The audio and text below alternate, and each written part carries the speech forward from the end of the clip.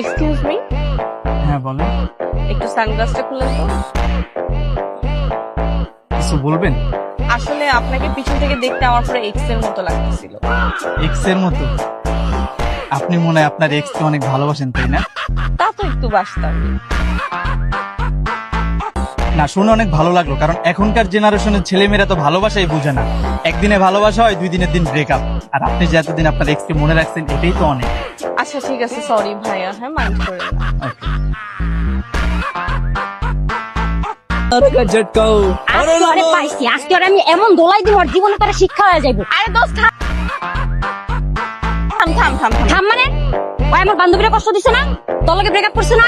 আজকে আমি ওরে এমন শিক্ষা দিমু যেন নেক্সট টাইমে কোনো পোলা কোনো মাইয়ার লগে চিট করার আগে 101 বার ভাবে। দোস্ত আমার বয়ফ্রেন্ড না তো। আব্বা আমি ওনার বয়ফ্রেন্ড না, সরি সরি। তোর বয়ফ্রেন্ড না? না থাকে তো কি হয়েছে, তোর বয়ফ্রেন্ড না? তোর বয়ফ্রেন্ডের মতো দেখতে তো। আমি ওর আজকে মারমুই। না না দোস্ত থাম, মাথা ঠান্ডা কর, ও আমার বয়ফ্রেন্ড না।